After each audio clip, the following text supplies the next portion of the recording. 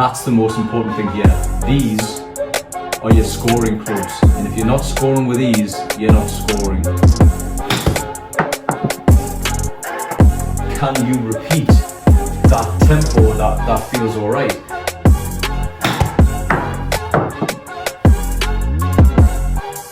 First time I've done that. What I do is just think about turning the body. Again, 8,000 spin, that is absolutely critical when you're playing good pitch shots. And you can only get that through speed. There. You can actually feel the spin on the club face. I mean, that's just great, that. Hey everyone, Geordie Golfer here. Today I am going to share with you the best methods that I have found for improving my pitching. Quick disclaimer, I'm not a professional, don't claim to be. I am a scratch golfer, and all I'm doing is just sharing with you guys things that have worked well for me. You can give them a shot, might work, hopefully will work. But if it doesn't, move on and try something different. So anyway, let's get stuck in, I'll show you what I do.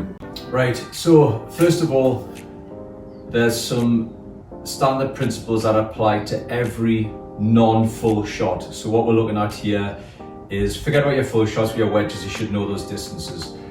What I'm talking about here is 3/4, half and quarter shots. So they're like the three intermediate shots that I hit with all my wedges, and I've got a little wedge matrix that tells me how far I hit them all. But the setup and the way I play the shot is identical. The only thing that changes is the length of the swing. To go through the standard setup, for me, narrow stance, I play the ball pretty much on my left heel, shaft forward, pretty much 90% I would say of the weight is on the left side for me. And then after that, it's then just taking it back, probably slightly on the outside. And then from that, I've got a couple of different I've got three different positions. I've got a position which is like with the shaft parallel to the ground. I've got another one which is kind of like say 45 at a 45 degree angle. You can use a clock, do whatever you want for these things, but these are feels that work for me. So I can feel when the shaft's there. The next one would then be with my left arm parallel to the ground. It's the shaft pretty much vertical. And they are the three shots that three distances I should say, that I hit with that. So basically, shaft level, shaft 45, shaft 90. And I would say if you want, you can apply the clock, do whatever works for you. It doesn't make any difference as long as you can hit those positions. The narrow stance means that you're not going to get loads of power into this. You don't want a lot of power. You want something that's going to be consistent. What I'm going to do is I'm going to show you what I think is the hardest distance to start with, is to try and show the control that I hopefully can get. So I've got my 58 wedge here. This is the shortest shot I would hit with my 58 as far as to a known distance. The rest of it's feel after that. What I'm hoping for, and this is the key thing, the speed that I use to hit the shot is what dictates the spin. So let me just show you something here. Reset, weight on the left, nice tempo.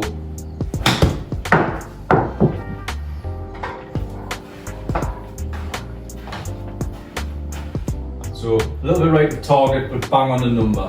What you've just seen there is how I play the shot. Now, what I want to point out, which is so important when you're playing chip shot, is spin. So that was basically a 45-yard shot. The backswing went no further than that, but I still managed to generate 8,000 spin, almost 8,500 spin, which is incredibly high for that type of shot. Now, if I want to play a 45-yard shot with a slower rhythm,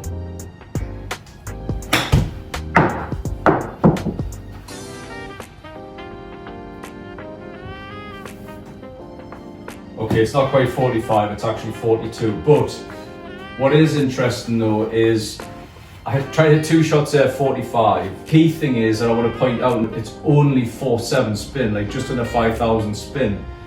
That'll work for you if you want to actually hit a shot and let it release out a little bit, of course. But as far as getting consistency, the higher the spin, the more you're confident that the ball's going to stop quite quickly upon landing. Can you repeat that tempo that feels all right? And what I did when I first started doing this, I was kind of this. I was that type of guy. That's how I was hitting the shots. And there's nothing at all wrong with that. The result, that's pretty decent. slightly longer than the 45 that I wanted, but again, the spin's 4,000. Whereas what I do is slightly shorter swing on this one. It's a compact and much more kind of almost aggressive shot. I mean, slightly long on that one, of course. But look at the spin number. The spin number is like nearly 8,000. So it's all to do with what's repeatable and what gets you good spin. Now, what I actually found when I was practicing this, there's a decent one, that's going to be in the circle. So you can see that actually came back slightly on the screen there. So again, 8,000 spin, that is absolutely critical when you're playing good pitch shots.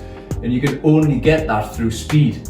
So it's not about, just because you hit the ball a certain distance, doesn't mean that you're going to get the same spin. You can massively change the spin purely based upon how fast you're swinging.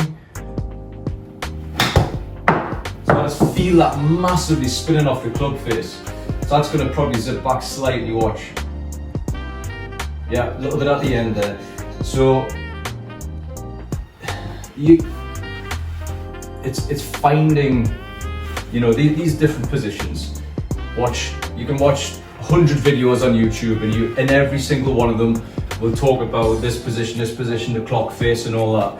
And yes, they talk about having good tempo and good rhythm. That's standard. But the point I want to really emphasize in how my game has improved is ensuring that I can repeat the swing, the speed, the energy that I put into the ball. And the best way for me to do that isn't by finding a comfortable tempo. It's actually about finding a fast tempo, because I feel there's less chance of me deviating from what essentially is almost, to a certain extent, as fast as I can control that strike. So like I said before, if I was to like get to here and just go crazy with it, you're not gonna hit a shot like that. That's not gonna enter your mind on the course. What is gonna enter your mind on the course is doubt. And then if you get here and then you're thinking, right, nice smooth rhythm, what's that rhythm again? And you're starting doing this. Yeah, it's rhythmical and you can do that. But then when you get to that point, are you gonna repeat that as readily as you know that you get there and maintaining a good solid firm strike? I can't really go that much faster than that. This isn't a magic cure. It's something that you have to work on to get your delivery angles right. And for me, it's just almost pretty much coming back to that address position from the shaft angle.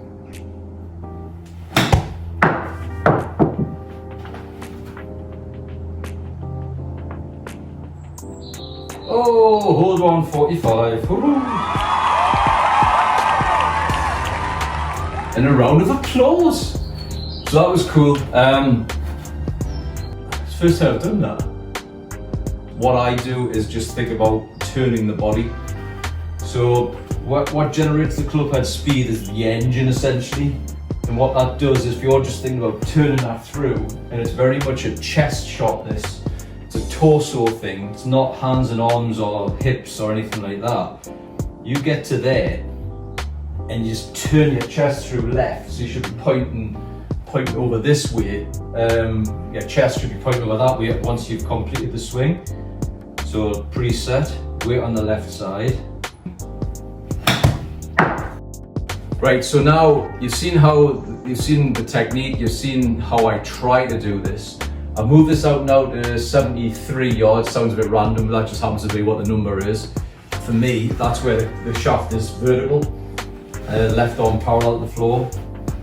Again, same, these ones are much easier shots to play because you're hitting a much more full swing and you can control the length of your swing. So again, preset, that's where I'm going to go to. And then everything else is the same, it's still a torso swing. Preset. Remember that feel. That's an interesting one because I got a little bit slidey into that one, but I'll have loads of spin.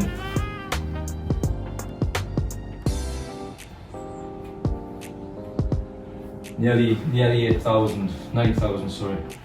So again, preset.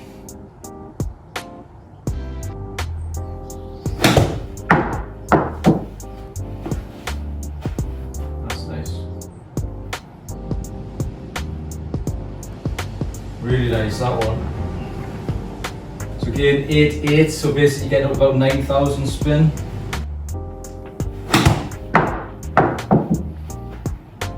So again, you can kind of, hopefully you can see that the rhythm that I'm sort of using here, hopefully it does look fast. That was a much better shot. That was probably the best one I've done. And that was, there you go, it's 9,500 spin. So you compare that to about 7,500, 8,500, you know, the spin numbers for the length of backswing are consistent with one another. Again, just a little preset. And I do this on the course. I do that little preset on the course to just reminds my brain as to where I want to take the backswing to.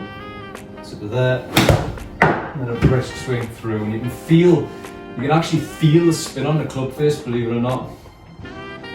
I mean, that's just great, that. So that was lovely.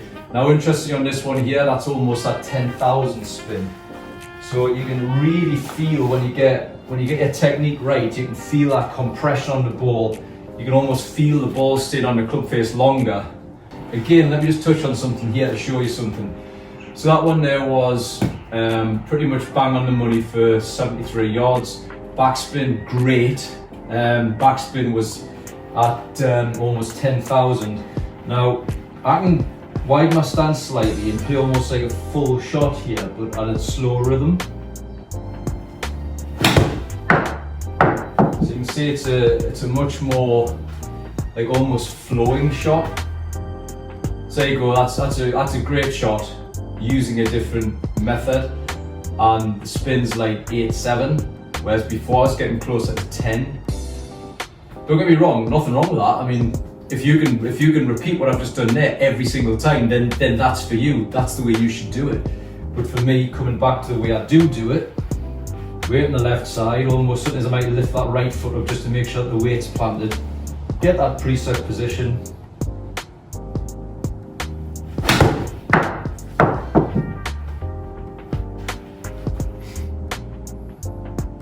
A little bit long on that one. Spun back into the yellow. But again, 9,500 spin. So there's lots of different ways to play golf. Lots of different ways. You've got to find what's right for you. You've got to find the technique that works best for you. I'm not a professional, so I can stand here and I can hit, you know, a dozen shots and maybe 2 or 3 of them be absolutely bang on. But as long as I can try and keep them at least in that red zone, or ideally the yellow area, for practicing, that for me is a great session. This is the sort of first teaching video, so to speak, I've done. Let me know your comments. Let me know if you've tried this and if it works. Let me know if you get better results. And more importantly, let me know if your pitching gets better and you find yourself getting up and down a lot more frequently from those in-between distances that would previously have caused you some problems. That's the most important thing here. These are your scoring clubs, and if you're not scoring with these, you're not scoring. So anyway, good luck guys, hope you found that useful. Take care.